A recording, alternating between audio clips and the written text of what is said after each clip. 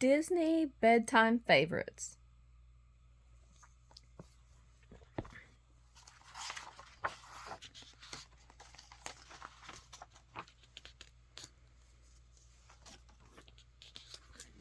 What Good Friends Do.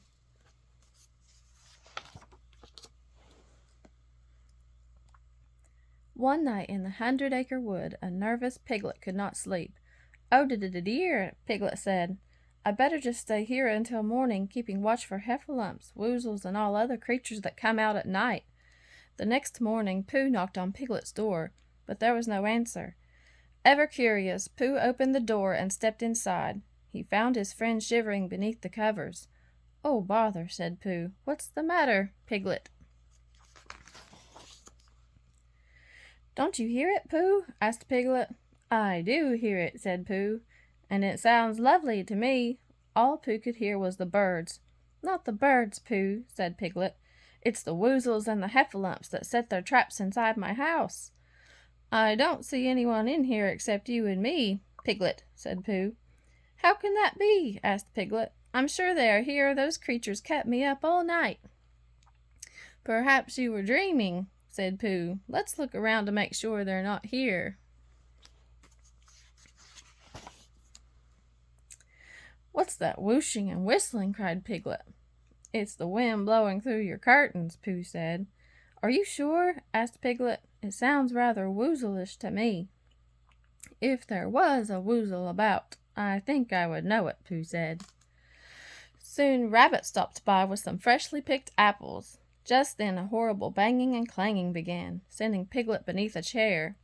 "I believe your pipes need some tightening," said Rabbit. "My toolkit and I will be back in a jiffy."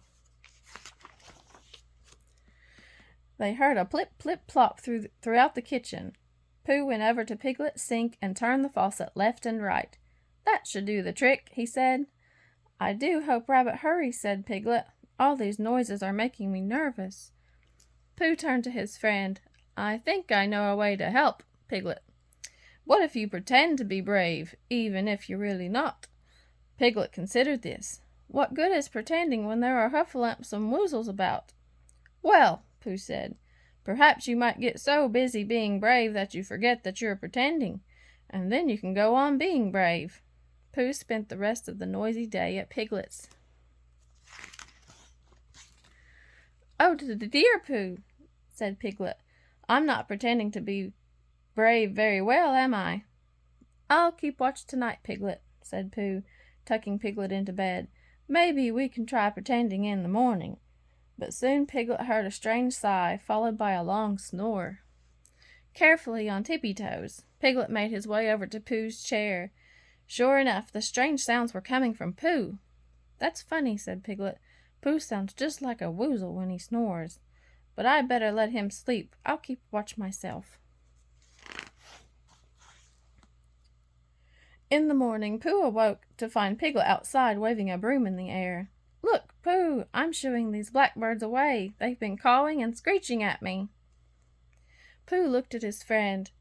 "Let's take a walk. When you see there's nothing scary out there, it might help you feel brave." Piglet stopped to admire a butterfly and then noticed he was alone. Just then Piglet heard a strange humming sound. "Pooh," he whispered, "is that you?" When there was no answer, Piglet began to shake. He quickly hid behind a thick oak tree. "Be brave, be brave, be brave," Piglet said to himself again and again. Piglet took 3 deep breaths. Then he stepped out from behind the tree. "Be brave," he whispered.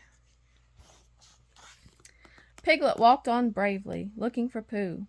He listened closely when he heard a curious crunching and scrunching.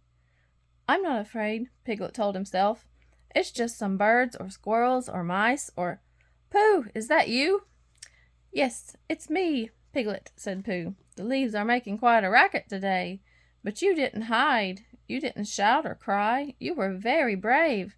However did you do it?" "I'm not sure," said Piglet. "I wasn't even pretending. I just told myself that I wasn't afraid." Pooh hugged his friend. I couldn't have done it without you believing in me, Pooh." That helped me believe in myself, Piglet said. Well, said Pooh, that's just what good friends do.